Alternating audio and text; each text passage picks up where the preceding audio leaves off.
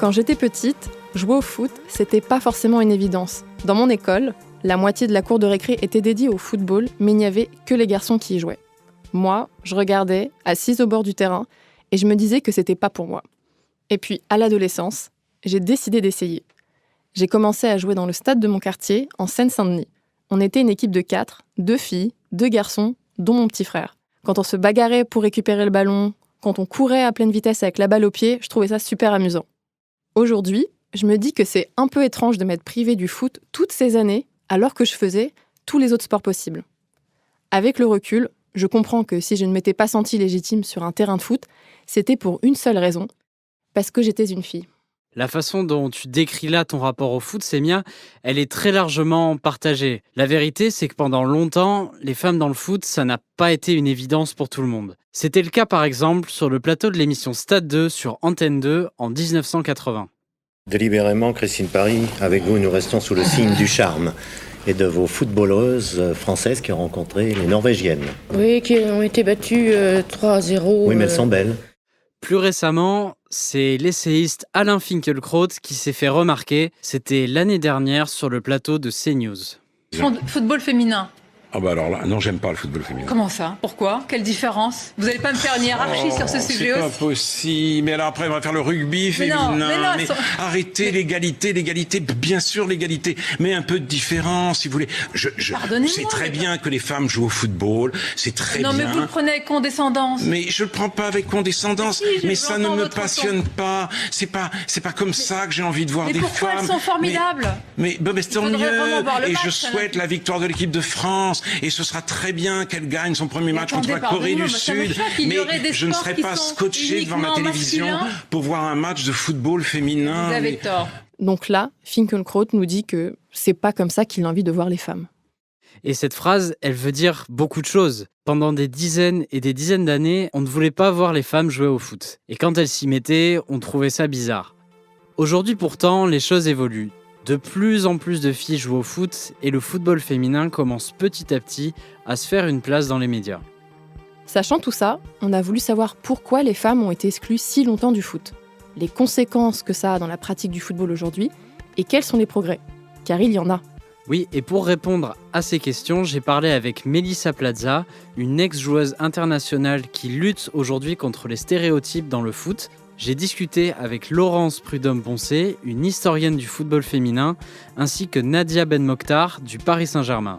Enfin, je suis allé assister à un match de foot un peu à part au sud de Paris, mais vous découvrirez ça en fin d'épisode. Je suis Brice Bossavi. Je suis Sémia Haddad et vous écoutez le 2e épisode de Football Society, un podcast du groupe Free.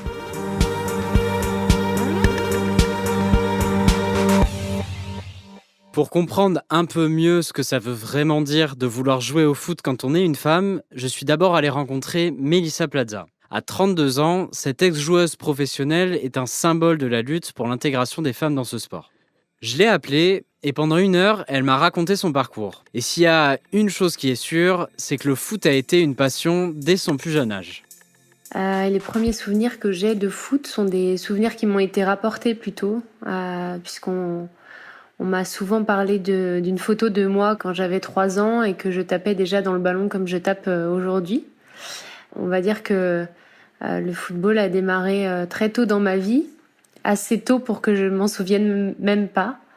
Donc on me pose souvent cette question de savoir s'il y a une raison sociale particulière, parce que c'est souvent ça, souvent un grand frère ou un papa qui joue au foot à la maison. Moi, c'était pas du tout le cas, parce qu'il y avait pas de papa à la maison, il y avait pas de grand frère puisque c'est moi l'aîné. Donc voilà, ça m'est venu de façon, on va dire, complètement fortuite. Donc très tôt, Melissa Plaza se retrouve confrontée au regard des autres. Un peu comme je disais tout à l'heure, une fille qui joue au foot dans la cour de récré, c'est pas normal. Alors, au tout début, je me pose pas du tout la question est-ce que je suis au milieu des garçons. En fait, j'étais au milieu des garçons, mais moi, ça me paraissait pas bizarre, en fait. C'est plutôt eux qui m'ont renvoyé le fait que j'étais une fille parmi les garçons. Et ils me l'ont renvoyé de façon assez violente, parce qu'au départ, c'était plutôt du rejet. C'était plutôt, j'étais pas sélectionnée dans les équipes à la récréation pour jouer au foot. Donc ça, c'était très frustrant et ça a été la première prise de conscience du fait que j'étais une fille parmi les garçons et que parce que j'étais une fille, j'avais pas le droit de jouer au foot avec eux. Donc c'était assez violent comme prise de conscience et en même temps, je dirais que j'étais quand même assez entêtée comme petite fille. J'étais assez têtue, assez déterminée. Donc à force d'insistance et puis surtout à force de démonstration, j'ai réussi à gagner ma place sur le terrain et à mesure même à devenir capitaine des équipes, donc à choisir les joueurs qui jouaient avec moi. Mais c'est vrai que ça a été la première prise de conscience du fait que j'étais une fille parmi les garçons et qu'à l'époque ça dérangeait beaucoup. À chaque match, c'était la même réaction. C'était vraiment on va jouer contre des filles, ça va être facile, on va leur mettre la raclée. Et la réaction à la fin du match, elle était toujours la même parce qu'on avait une super équipe en fait. Et donc on leur bottait le cul. Et à chaque fois, c'était vraiment, on sentait que pour eux, c'était l'humiliation. Et donc moi, je me souviens très bien que je jubilais de ça parce que ça me faisait vraiment plaisir de leur botter le cul. Inconsciemment, en fait, j'étais déjà sur le chemin de la liberté, quoi. Je voulais leur dire que il y avait aucune raison que moi, parce que j'étais une fille, je ne puisse pas jouer avec eux au football, qui était un sport qui me passionnait autant qu'eux, voire même plus, parce que je rentrais, je m'entraînais d'arrache-pied pour faire de plus en plus de jongles et puis leur prouver qu'en fait j'étais meilleure qu'eux. Donc c'est sûr que c'est ma première victoire féministe, mais le chemin a été quand même long et ça a été sans cesse des batailles.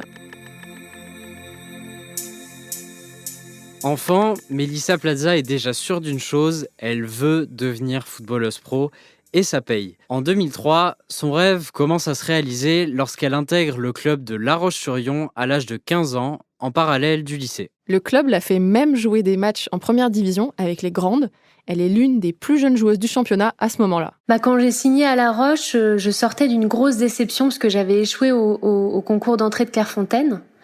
Et en même temps, j'ai considéré le fait de signer à La Roche comme une véritable seconde chance, comme un tremplin en fait vers le haut niveau.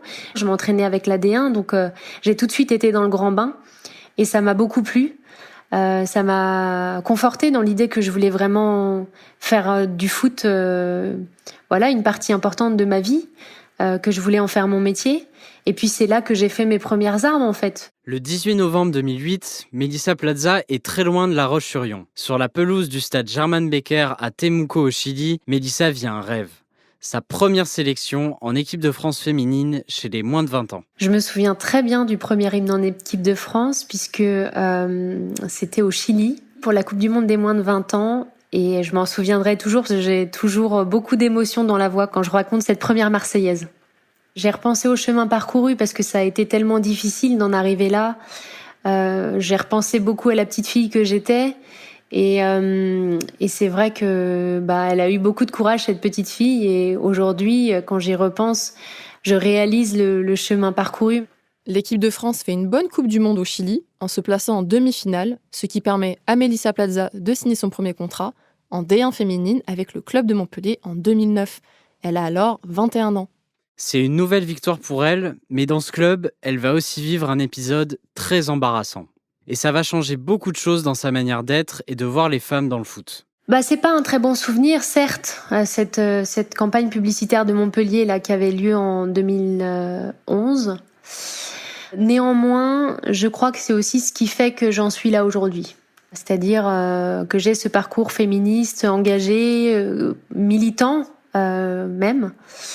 Disons que cette campagne publicitaire, on nous avait fait croire que c'était pour nous mettre en avant, pour parler enfin des femmes, des joueuses. Et on nous avait dit qu'on avait besoin de nous pour la campagne publicitaire du MHSC, donc de Montpellier, et qu'on allait faire ça en partenariat avec les garçons. Donc nous, on a d'abord été très flattés, on a été forcément partantes parce qu'on parlait très peu de nous à l'époque, je me souviens. Et puis la séance photo a démarré, donc on a été accueillis comme des reines avec des croissants, des viennoiseries dans un bel hôtel, on n'avait pas l'habitude. Et en fait, quand la séance photo démarre, je me rends bien compte que ce qu'on est en train de me faire est très loin de ce qu'on me demande en tant que joueuse de football, quoi. C'est-à-dire de jouer au foot. Donc on va me faire prendre des positions qui sont très évocatrices. On va clairement sexualiser mon corps puisque je vais me retrouver au bout de quelques minutes, on va me demander d'enlever mon soutien-gorge, on va me demander d'enlever mon haut puisque je vais poser torse nu de dos et en mini-short. Mais il se trouve que dans ce truc-là, j'ai vraiment été prise au piège. J'ai eu le sentiment d'être prise au piège, de pas pouvoir reculer, de pas pouvoir dire non. La campagne d'affichage sort alors dans toute la ville. Sur les abribus et les panneaux publicitaires de Montpellier, on voit Mélissa Plaza de dos, sans haut, en train de baisser son short de foot avec écrit « Samedi soir, marqué à la culotte ». Voilà. C'est vrai, quand les affiches sont sorties, c'est-à-dire quand j'ai été affichée en 4x3 dans tous les abribus de la ville de Montpellier, ça a été un mélange à la fois de fierté et de honte. Mais en même temps, j'étais fière de pouvoir enfin être mise en avant en tant que joueuse de foot. Et en même temps, c'était pas du tout la bonne manière de le faire.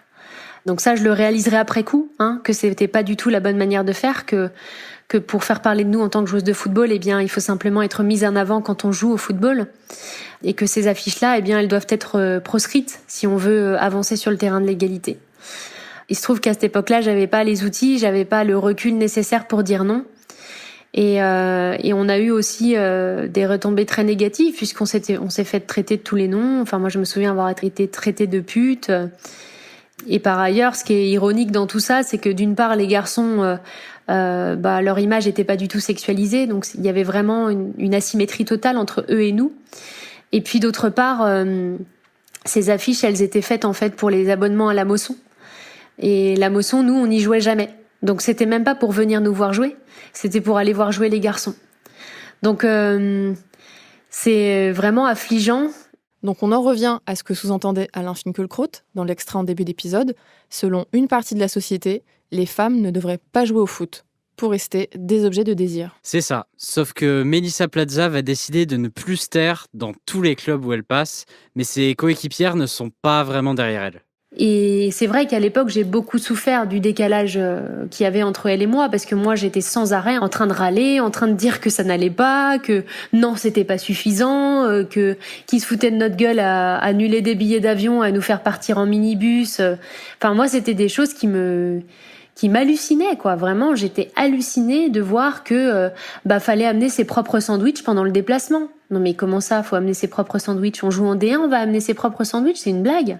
Pour comprendre la situation, c'est comme si on demandait chez les hommes, à Kylian Mbappé ou Neymar, d'amener leur casse-croûte pour un match à l'extérieur. Donc moi, j'étais très très en colère et j'étais encore plus en colère de voir que j'étais la seule en colère. Et puis un beau jour, quand j'ai signé à l'Olympique Lyonnais, j'ai rencontré des femmes incroyables qui avaient un charisme, un leadership dingue, qui venaient d'ailleurs, qui arrivaient d'autres cultures, d'autres sociétés, et qui, elles aussi, étaient indignées par ce par quoi j'étais indignée. Et ça m'a beaucoup rassurée, en fait. Je me suis dit, tiens, je suis pas la seule, en fait, à penser ça. Je suis pas folle. Il y en a d'autres qui sont en colère et ça fait du bien.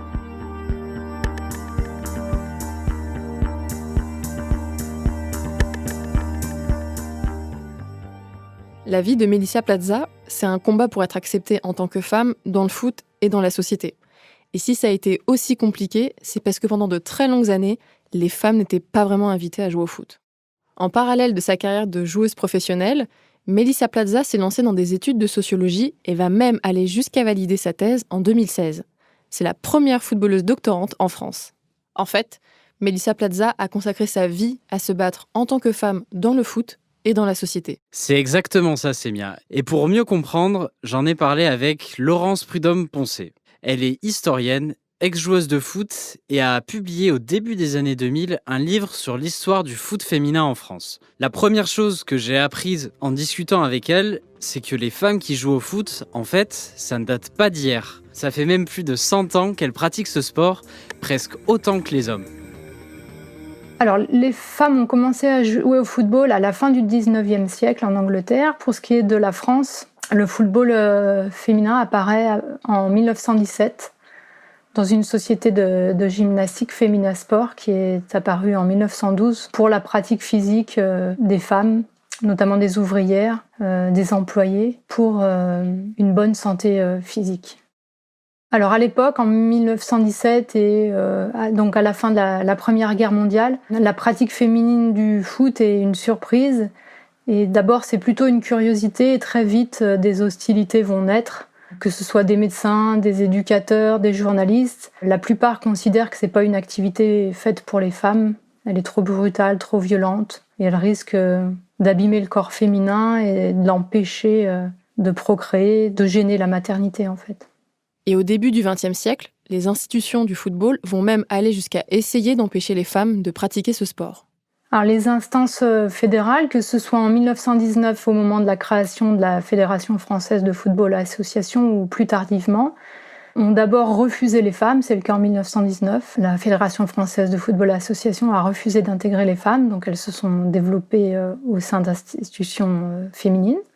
Ensuite, au moment de la renaissance du football féminin à la fin des années 60 et au début des années 70, c'est vrai que la Fédération française de football a d'abord observé ce qui se passait et a pris du temps avant de reconnaître le football féminin. Et c'est en fait parce que, notamment en Italie, en Angleterre, se développaient des fédérations autonomes féminines en dehors des fédérations officielles.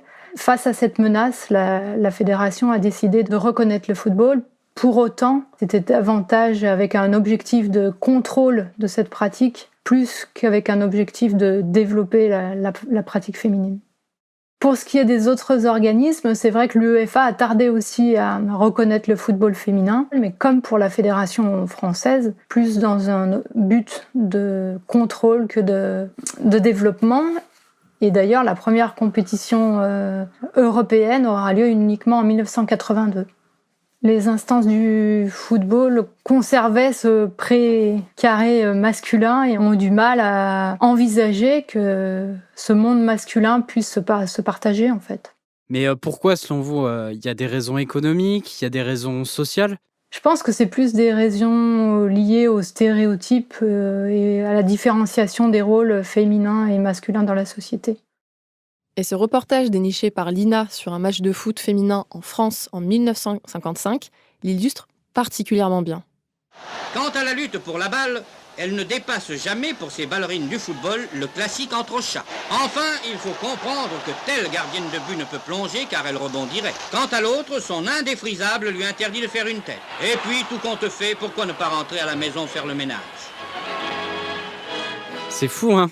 Eh bien, ce qui est encore plus fou, c'est que le problème est toujours d'actualité. En 2018, Ada Hegerberg, joueuse de l'Olympique lyonnais, est la première femme de l'histoire du football à recevoir un ballon d'or. Avec 31 buts en 20 matchs, un championnat de France, une Coupe de France et une Ligue des Champions remportée dans la même saison, elle est la gagnante indiscutable.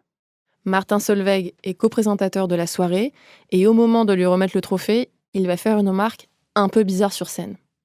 Je vous demande de faire un triomphe au premier Ballon d'Or France Football féminin, mesdames et messieurs, Ada Hegerberg. Est-ce que tu sais twerker ? Non. Quand Martin Solveig demande à la meilleure joueuse de foot au monde si elle sait faire une danse lascive avec ses fesses, il fait en fait perdurer un cliché, celui de la femme certes footballeuse, mais sexy tout de même. Aujourd'hui, Laurence Prudhomme-Poncet continue à suivre l'évolution de la place des femmes dans le foot. Et les choses progressent, mais lentement, selon elle. Alors aujourd'hui, même si je ne mène pas des recherches aussi poussées qu'au moment de ma thèse, je continue effectivement à m'intéresser plus ou moins près ou de loin en fonction des moments, mais effectivement à la place que peuvent prendre les femmes sur les terrains de football. Et on peut mesurer une progression très très lente, même si le football féminin est plus visible, notamment à partir de 2011, et puis depuis la Coupe du Monde en France l'année dernière, on a le sentiment effectivement que les médias s'y intéressent davantage. Qu'est-ce que vous voulez dire quand vous dites que la progression est lente ? Je considère que le football est toujours un monde d'hommes, dominé par les hommes. Donc les femmes cherchent progressivement à s'y faire une place, mais c'est un parcours qui est quand même assez semé d'embûches. Donc effectivement, la médiatisation est lente, l'organisation, le développement du football féminin est lent, la professionnalisation est lente. Du coup, Brice, qu'est-ce qui pourrait être fait pour accélérer les choses ? Eh bien, j'ai posé la question à Mélissa Plaza et elle m'a proposé plusieurs solutions. L'enjeu premier pour moi, c'est de structurer les clubs. C'est-à-dire proposer des moyens d'accueil pour les filles qui soient similaires à ceux des garçons. Proposer des formations, bien entendu, des formations, des sensibilisations à l'égalité femmes-hommes dans tous les diplômes d'État, dans tous les diplômes fédéraux. Ça devrait être obligatoire. Il devrait y avoir un module obligatoire sur l'égalité femmes-hommes, absolument. Ce qui me paraît important, bien entendu, c'est de professionnaliser totalement les championnats de D1 et de D2. Absolument. Tant qu'on fera pas ça, on n'aura pas un championnat concurrentiel, on n'aura pas un championnat intéressant. Donc, qui dit championnat inintéressant dit aussi peu de téléspectateurs à regarder. Donc tout ça pour moi c'est très très important. Et puis bien entendu casser le plafond de verre, faire en sorte que des femmes intègrent tous les niveaux de hiérarchie dans les clubs, dans les fédérations. Donc il y a beaucoup à faire, mais en premier lieu, je pense que former sur l'égalité femmes-hommes, c'est la première chose à faire pour moi.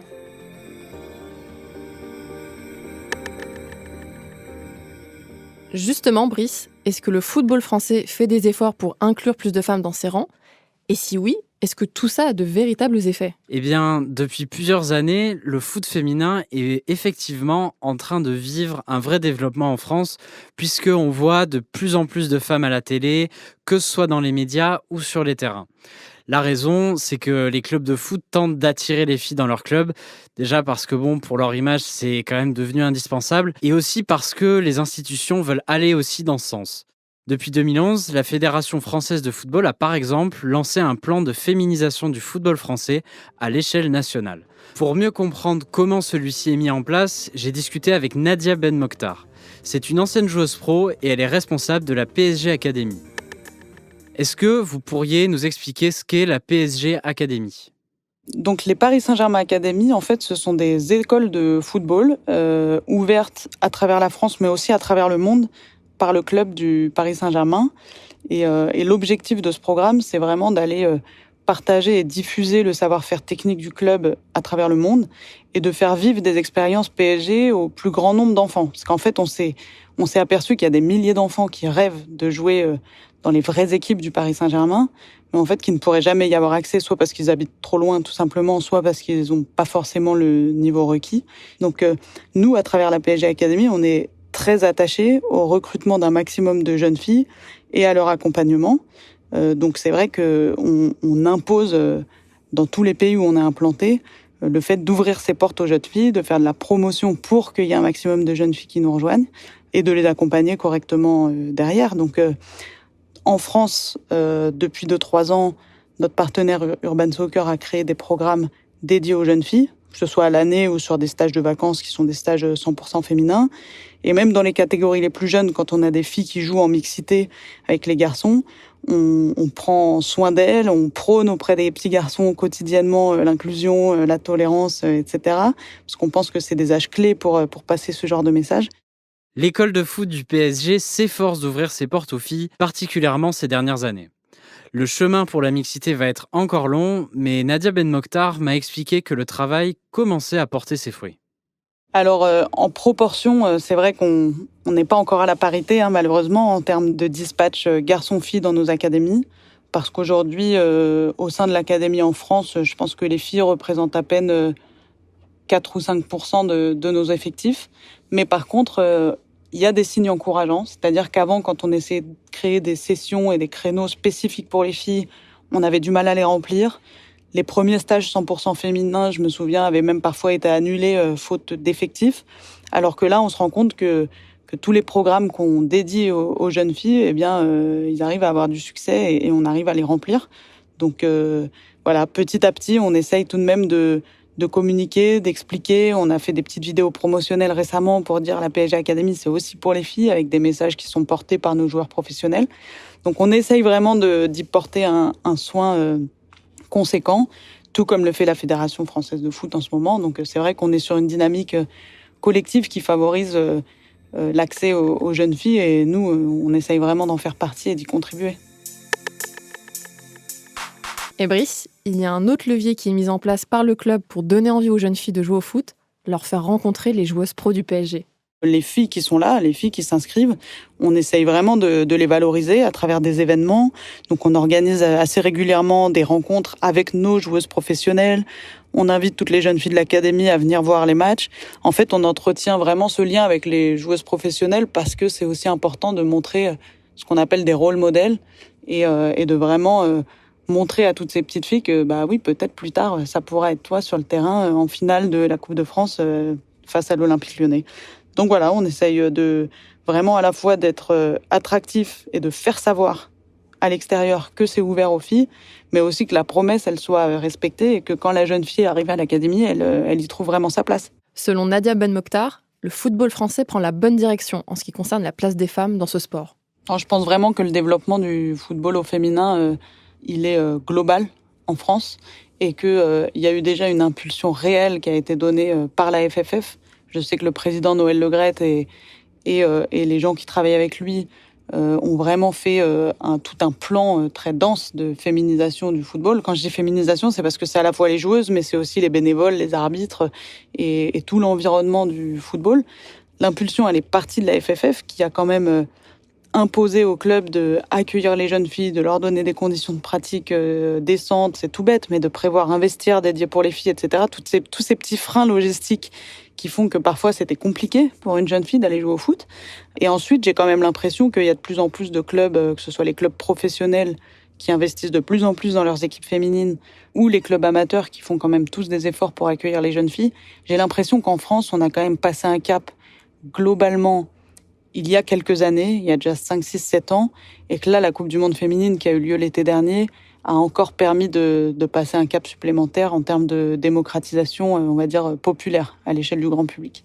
Je pense qu'au niveau de la Paris Saint-Germain Academy, on peut toujours faire plus. Alors encore une fois, on a une représentativité dans 15 pays avec des cultures football et des cultures sur la féminisation complètement différentes.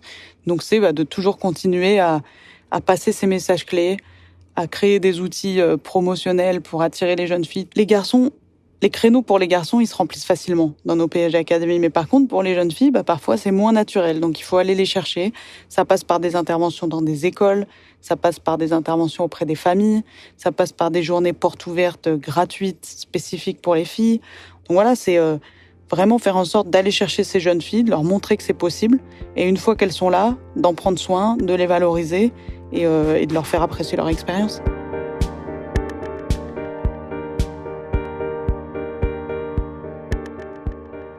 On l'a compris, les filles vont aujourd'hui moins s'inscrire au foot que les garçons. Ces derniers temps, la Fédération française et les clubs tentent quand même de faire des efforts, mais il reste des clichés tenaces sur ce sport. Eh bien justement, avant de terminer notre rappel sur l'histoire des femmes dans le foot, Laurence Prudhomme-Poncet m'a suggéré une solution pour régler le problème, et j'avoue, j'y avais pas pensé, le football mixte. Pour réduire le décalage, il faudrait essentiellement déjà considérer que le football pratiqué par les femmes ou le football pratiqué par les hommes, c'est le football et non pas distinguer le vrai, celui des hommes, qui n'a jamais le mot masculin accolé au non-football, du football secondaire. Après, il me semble qu'encourager la mixité, ça pourrait être aussi une voie qui amènerait garçons et filles à mieux se respecter sur le terrain et en dehors. Quand je parle mixité, je veux dire mixité dès le plus jeune âge, encourager cette pratique-là et l'envisager aussi sous d'autres formes peut-être, mais pour les adultes. Parce que vous pensez que faire jouer les filles et les garçons ensemble au foot, ça peut ensuite avoir un effet sur les rapports hommes-femmes ? La pratique des activités sportives en mixité, que ce soit le football ou d'autres activités, permettrait effectivement d'envisager des relations garçons-filles avec plus de respect et sur le terrain et en dehors. Dans la tête des gens, le football, c'est les garçons entre eux et les filles entre elles. Mais en fait, on peut tout à fait les mélanger. Et Brice, tu as un exemple pour l'illustrer. Exactement. À la fin du mois d'août, je suis allé au Five de la Porte de Choisy, au sud de Paris, pour rencontrer Déborah et Othman.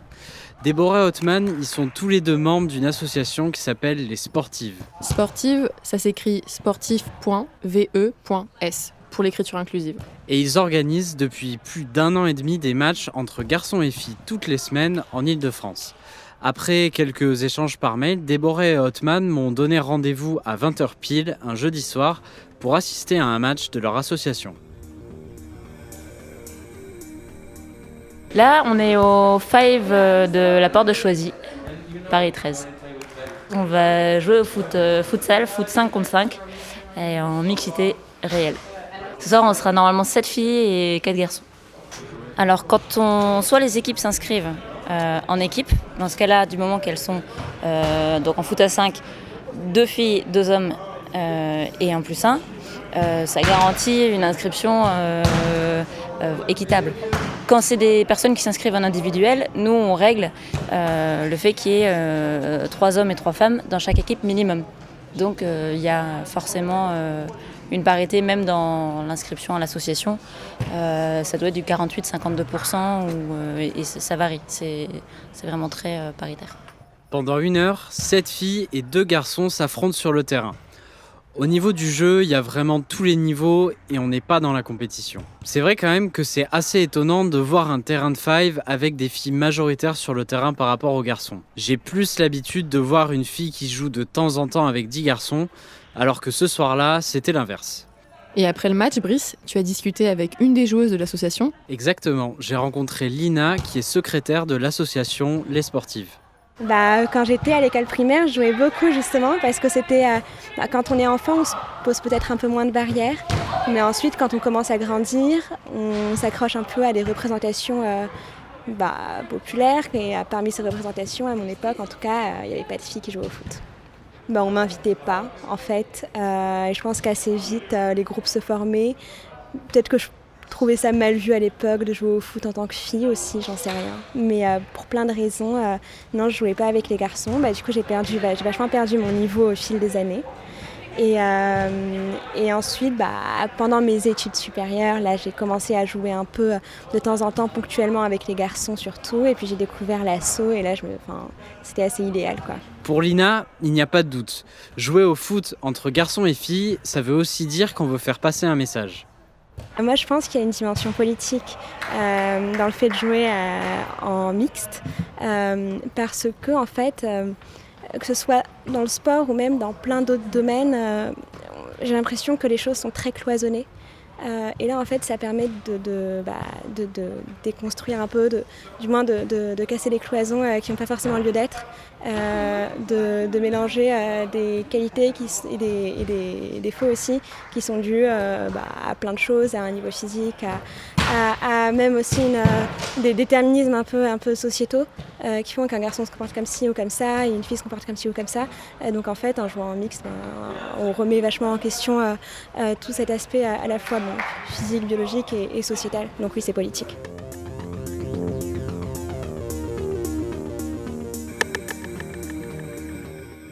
Depuis 2010, la FFF a lancé un plan de féminisation du football français.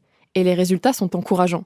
En seulement 10 ans, le nombre de pratiquantes a fait un bond, plus 126% de licenciés depuis 2011, et le nombre de clubs féminins en France a, lui, doublé. Le foot féminin a même eu un super beau coup de projecteur il y a 1 an maintenant, et c'était dans notre propre pays. Il y a aussi le Sommer qui arrive. Oui, il y a le Sommer. Il y a Eugénie Le Sommer qui arrive dans cette surface de réparation. Dans les médias, on commence aussi à voir de plus en plus d'anciennes joueuses livrer leurs analyses sur le foot. Laure Boulot et Jessica Ouara, ex-joueuse du PSG sur Canal+. Moi, c'est surtout ce qui me choque, c'est que j'ai l'impression qu'ils le prennent dans le flanc ou dans la main, clairement, ça change pas la direction du ballon. Ou Laure Le Pailleur sur RMC. Par rapport aux Espagnols, c'est vrai qu'ils ont toujours ce jeu bien huilé, mais ils ont aussi des carences, notamment à la perte du ballon. En France aujourd'hui, de plus en plus de clubs ouvrent des sections féminines professionnelles. Certains clubs font même de vrais efforts sur ce plan, comme les Girondins de Bordeaux, qui recrutaient des internationales françaises ces dernières années pour grimper en niveau. Et en quelques années, le foot des femmes qui était jusque-là invisible est rentré petit à petit dans l'esprit du grand public. Et pour les petites filles d'aujourd'hui, voir des femmes qui jouent au foot ou qui donnent leur avis sur le foot, c'est déjà un très grand pas. Si on veut démocratiser la présence des femmes dans le foot amateur et professionnel, il va falloir continuer de le répéter.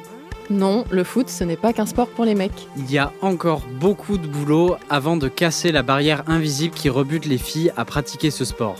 Mais les initiatives se multiplient. Et un jour peut-être, les petites filles dans la cour de récré ne se diront plus que le terrain de foot, ce n'est pas pour elles. Je suis Brice Bossavi. Je suis Semia Haddad et vous venez d'écouter le 2e épisode de Football Society, un podcast du groupe Free. On vous donne rendez-vous au prochain épisode où on parlera de l'influence de la mode dans le foot. Vous pouvez le retrouver sur toutes les plateformes de podcast et sur l'application Free, Ligue 1, Uber Eats. Football Society est produit par Louis Créative, l'agence de contenu audio de Louis Média. Soukaina Kabal est à la coordination. Cet épisode a été enregistré, réalisé et mixé par Olivier Baudin, qui en a également composé la musique avec Benoît Daniel.